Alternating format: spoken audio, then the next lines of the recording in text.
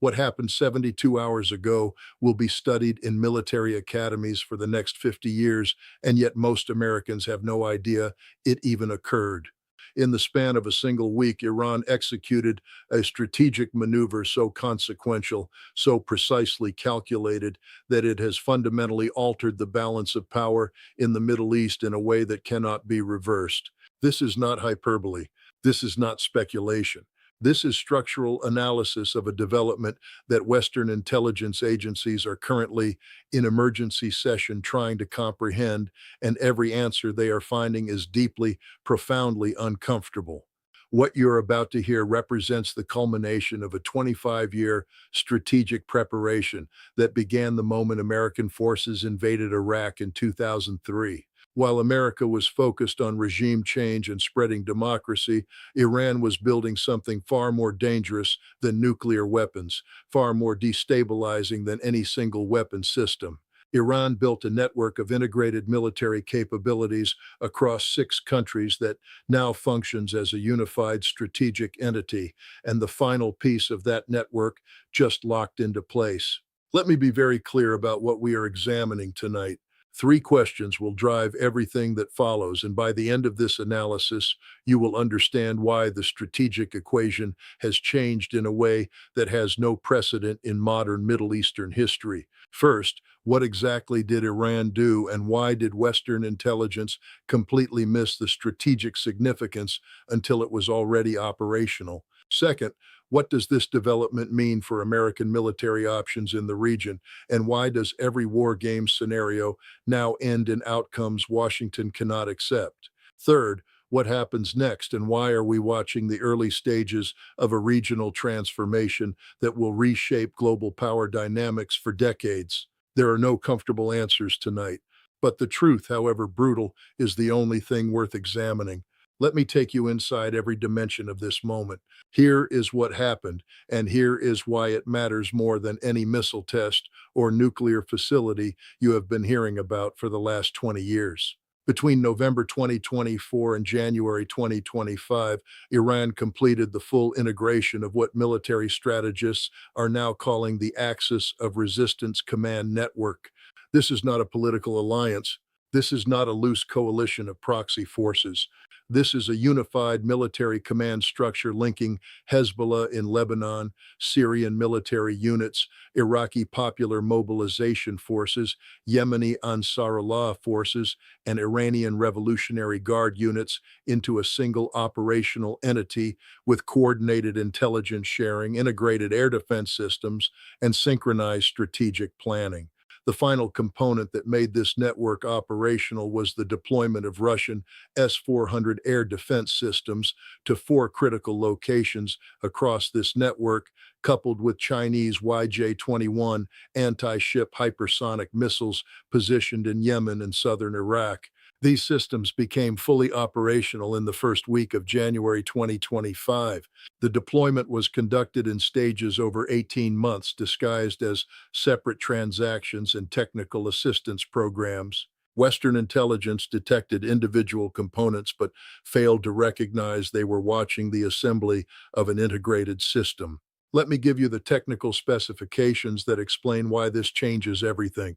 The S-400 air defense system has a maximum engagement range of 400 kilometers and can simultaneously track 300 targets while engaging 36. When you position these systems at 4 strategic locations covering Lebanon, Syria, Iraq, and western Iran, you create an overlapping air defense umbrella that extends from the Mediterranean coast to the Persian Gulf.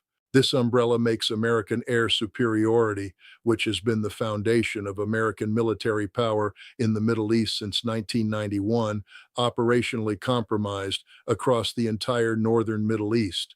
The YJ-21 anti-ship hypersonic missile has a range of 1,500 kilometers and travels at Mach 10 in its terminal phase. It was specifically designed to defeat American carrier battle group defenses.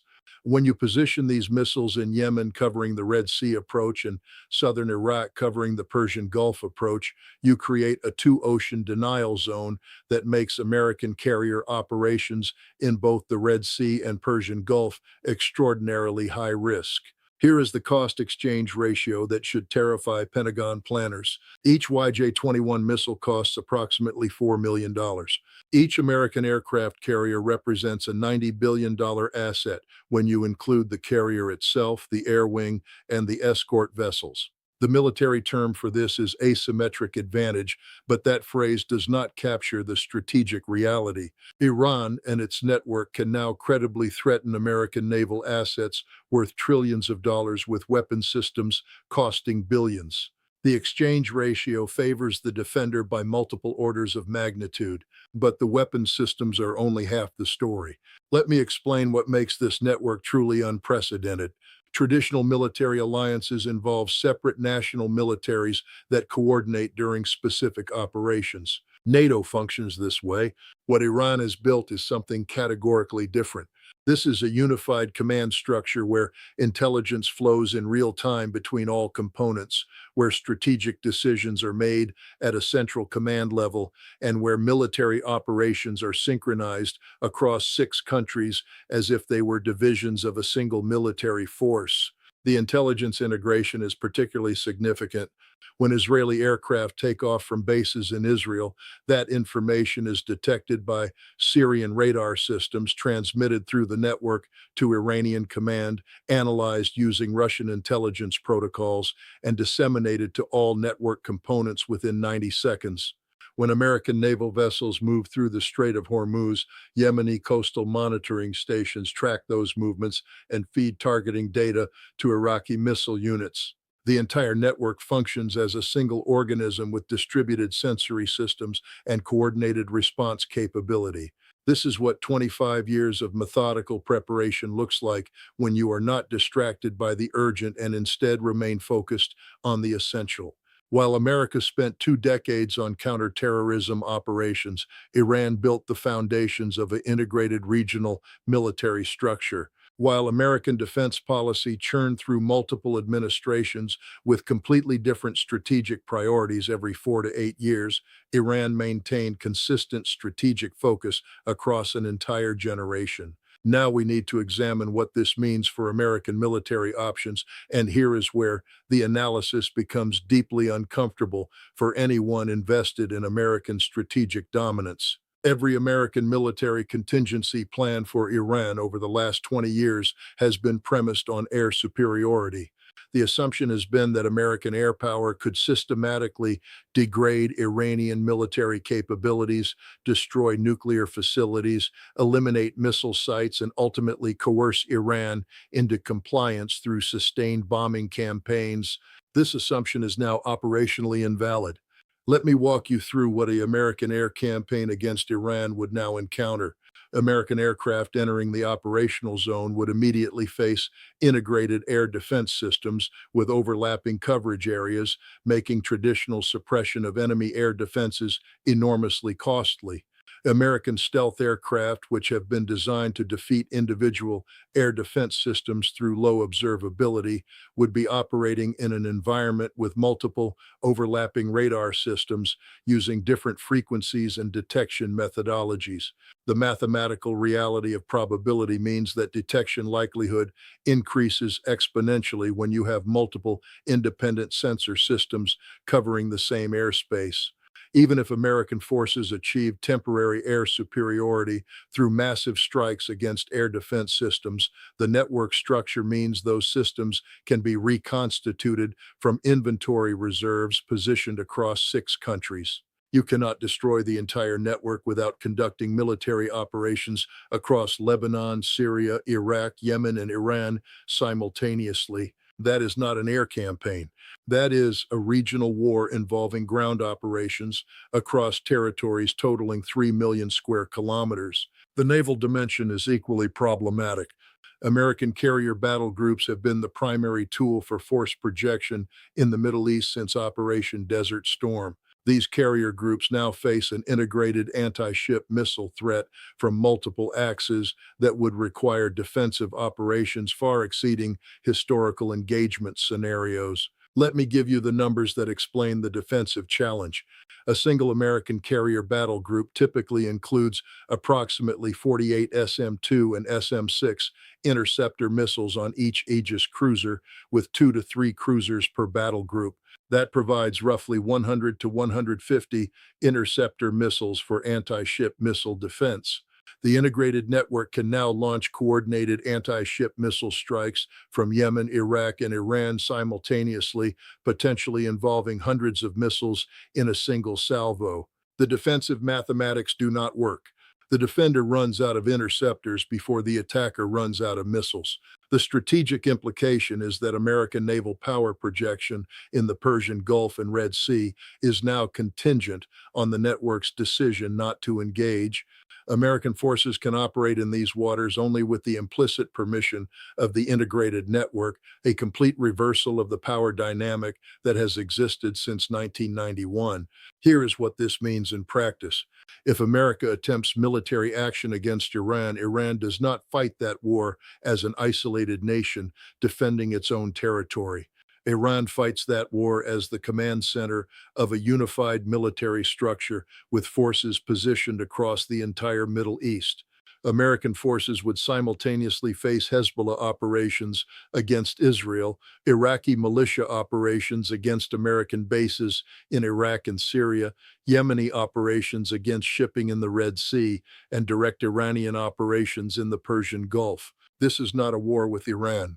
This is a war with an integrated network spanning from the Mediterranean to the Arabian Sea. Let me show you the historical pattern that makes this development even more significant than the technical military analysis suggests. Throughout history, empires have collapsed not when they lost a single decisive battle, but when they reached the point where the costs of maintaining imperial control exceeded the benefits of imperial power. Rome did not fall in a day. Rome fell over centuries as the cost of defending increasingly indefensible frontiers exceeded the economic capacity to sustain those costs. The British Empire did not end with military defeat. The British Empire ended when Britain could no longer afford to maintain military forces across dozens of colonies while rebuilding a war-devastated homeland. America is approaching that inflection point in the Middle East, and what Iran has just accomplished accelerates that timeline dramatically. Let me walk through the economic realities that explain why this network creates unsustainable cost structures for American power projection.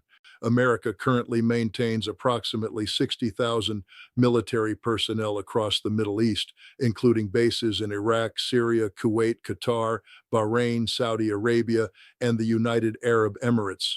These forces exist to ensure regional stability, protect oil flows, and deter Iranian aggression. The annual cost of maintaining this military presence exceeds $80 billion when you include personnel, equipment, logistics, and operational expenses. The integrated network that Iran has built means that every one of those American bases and every American military asset in the region is now under persistent threat from coordinated attack capabilities. Defending those assets requires additional air defense systems, additional intelligence, surveillance, and reconnaissance assets, additional quick reaction forces, and additional logistical support. The Pentagon is currently calculating that adequate defense of existing American positions in the Middle East would require doubling the current force presence at an additional cost exceeding $70 billion annually. Here is the economic trap. America can spend $150 billion annually to defend military positions in the Middle East, or America can withdraw those forces and accept that it no longer controls events in the region. But the intermediate position, maintaining current force levels at current funding, is no longer militarily sustainable. The integrated network has eliminated the middle option. Now, let me show you why this matters beyond just military positioning. Let me show you why this threatens the fundamental economic architecture of American global power. The United States dollar functions as the global reserve currency primarily because oil, the world's most traded commodity, is priced and sold in dollars. This arrangement, established in the 1970s following agreements with Saudi Arabia, means that any country that wants to buy oil must first acquire dollars. This creates persistent global demand for dollars regardless of American economic fundamentals. This demand allows America to run enormous budget deficits and trade deficits that would be unsustainable for any other country. This entire system requires that America maintains the capacity to guarantee the security of Middle Eastern oil flows. If America cannot credibly guarantee that security, oil-producing nations will increasingly accept payment in other currencies, and oil-consuming nations will increasingly hold reserves in other currencies. The dollar's reserve currency status erodes not through formal abandonment, but through gradual diversification away from dollar dependence. The integrated network that Iran has built directly threatens American capacity to guarantee Middle Eastern oil security. Iran now has the capability to interdict oil flows through the Strait of Hormuz, through which 21 million barrels of oil pass daily, representing 21% of global petroleum consumption. Iran has the capability to threaten oil infrastructure across the Persian Gulf using the Iraqi and Yemeni components of the network. Most significantly, Iran has the capability to impose costs on American military efforts to reopen those flows that would exceed historical precedent. Let me give you the scenario that keeps Treasury Department officials awake at night. Iran closes the Strait of Hormuz using anti-ship missiles and naval mines. Oil prices immediately spike to $200 per barrel. America announces it will reopen the strait through military force. Iran, operating through the integrated network, launches coordinated attacks on oil infrastructure in Saudi Arabia and the UAE, while simultaneously engaging American military forces attempting to clear the strait. America faces a choice: commit to a massive military escalation involving potentially hundreds of thousands of troops across multiple countries, or negotiate a settlement that acknowledges Iranian influence over regional oil flows. If America chooses escalation, the cost in American lives, military expenditure, and economic disruption potentially exceeds $1 trillion. If America chooses negotiation, it publicly acknowledges it cannot unilaterally guarantee Middle Eastern oil security, fundamentally undermining the petrodollar system. This is not a hypothetical scenario. This is the scenario that Pentagon and Treasury officials are currently gaming out in classified sessions. And every iteration of the scenario ends in outcomes that American policymakers consider unacceptable. This is what a strategic trap looks like when you are already inside it. Let me show you the historical parallel that explains where this goes. In 415 BCE, Athens was the dominant naval power in the Mediterranean. Athens had defeated the Persian Empire, built the Delian League into an Athenian empire, and maintained military superiority over rival Greek city-states through control of the seas. Athenian leadership, confident in their military power, decided to launch an expedition to conquer Syracuse and Sicily, expanding Athenian dominance to the western Mediterranean. The Sicilian expedition was a disaster. Athens sent its finest ships, its best generals, and thousands of its best soldiers. The expedition was destroyed. Athens lost 200 ships and 40,000 men. Athens never recovered from this defeat. Within a decade, Athens lost the Peloponnesian War and its position as the dominant power in Greece. The lesson that military historians draw from this event is not about the specific tactical errors Athens made in Sicily. The lesson is about imperial overreach and the point at which the costs of expansion exceed the capacity to sustain empire. Athens had reached that point but did not recognize it until the catastrophe forced recognition. America is approaching its Sicilian moment in the Middle East. The integrated network that Iran has built is the strategic equivalent of the Syracusan defenses that destroyed Athenian power. America can recognize this reality and adjust its strategic posture accordingly, or America can launch its Sicilian expedition and learn the same lesson Athens learned 2,400 years ago. Here is my prediction, and I want to be very explicit about what I am forecasting based on this structural analysis.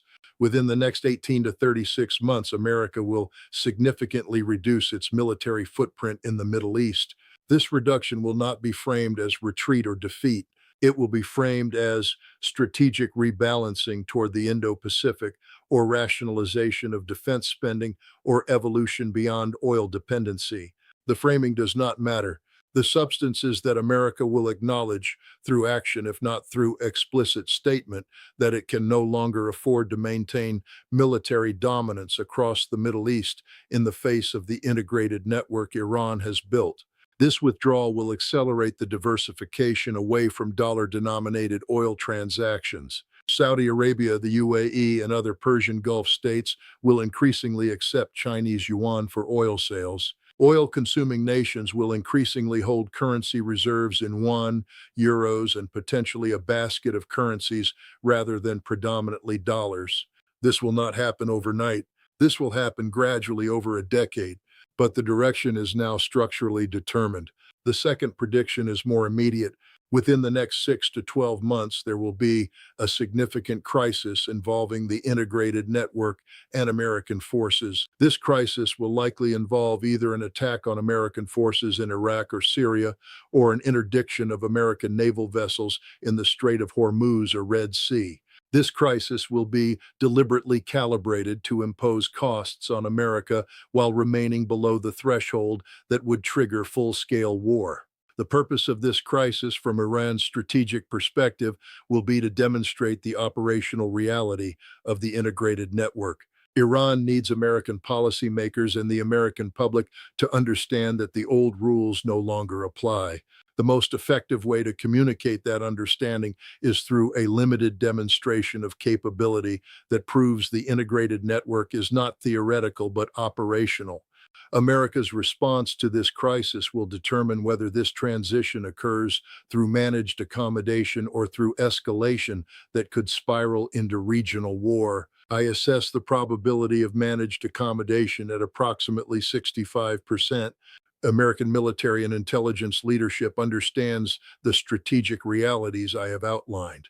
The question is whether political leadership can accept those realities without demanding escalation for domestic political reasons. Let me address the obvious objection to this analysis. Many people will say that America has overwhelming military power and that technological superiority will ultimately prevail against any regional network.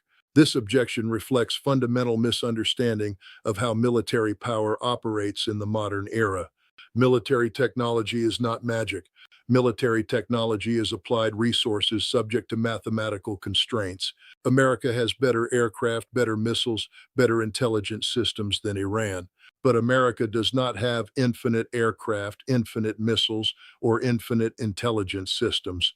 America has finite resources that must be distributed across global commitments, including potential conflicts with China and Russia. Iran has built a network that can impose costs on American military operations that exceed the value of the objectives America would be pursuing. This is not about whether America could defeat Iran in a total war where America mobilized its entire economy and society for sustained combat. America obviously possesses that capability. This is about whether America will pay the costs of that victory when the costs include potentially trillions of dollars, tens of thousands of American casualties, economic recession from oil disruption, and abandonment of strategic competition with China. The answer to that question is no. America will not pay those costs for Middle Eastern objectives that are decreasingly vital to American security as America becomes energy independent. And Iran's entire strategy has been built on this calculation.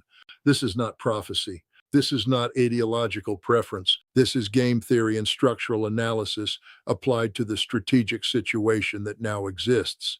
Iran has created a cost structure that makes American military dominance in the Middle East economically unsustainable. America will adjust to that reality through some combination of accommodation, withdrawal, and strategic reorientation. Now, let me address what this means for the global order more broadly, because the implications extend far beyond the Middle East. For 75 years, the American-led global order has been premised on American capacity to project military power to any region where American interests are threatened. This capacity has been the ultimate guarantor of the international system, including freedom of navigation, security of trade routes, and enforcement of international agreements. That capacity is now being contested in the Middle East in ways that suggest it is no longer absolute. If regional powers can build integrated networks that make American military intervention prohibitively costly, other regions will observe this model and potentially replicate it. China is certainly studying Iran's approach as a potential model for contesting American power in the Western Pacific. Russia is exploring similar integrated network approaches in its near abroad. The implication is that we are watching the beginning of a transition from unipolar American dominance to a multipolar system where regional powers possess defensive capabilities that make intervention costly enough to deter American action. This transition will be destabilizing in the short term as the old order breaks down before a new equilibrium is established. We should expect increasing regional conflicts as local powers test the boundaries of their enhanced capabilities. We should expect economic volatility as markets adjust to new security realities. We should expect political turbulence within America as different factions debate how to respond to diminished global influence. But in the longer term, this transition may actually enhance global stability by creating a more balanced distribution of power where no single nation can impose its will unilaterally. History suggests that balanced multipolar systems, while featuring more frequent small conflicts, tend to avoid the catastrophic great power wars that occur when one power attempts to maintain dominance against rising challengers. Let me conclude with the framework that should guide how you think about these developments going forward. What Iran has accomplished is not the result of superior technology or greater resources. What Iran has accomplished is the result of strategic patience, consistent focus, and willingness to play a long game while adversaries were distracted by short-term urgencies. Iran identified the critical vulnerability in American power, which is the unsustainable cost of maintaining global military dominance, and built a structure specifically designed to exploit that vulnerability. America's strategic challenge is not primarily military. America's strategic challenge is economic and political. Can America afford to maintain military dominance globally while facing peer competitors in China and Russia? Can American political system sustain the costs and casualties of maintaining that dominance when the American public increasingly questions the value of overseas commitments? These are the questions that will define the next decade of American foreign policy. The integrated network Iran has built forces these questions into immediate relevance. America must now make choices that it has been avoiding for 20 years.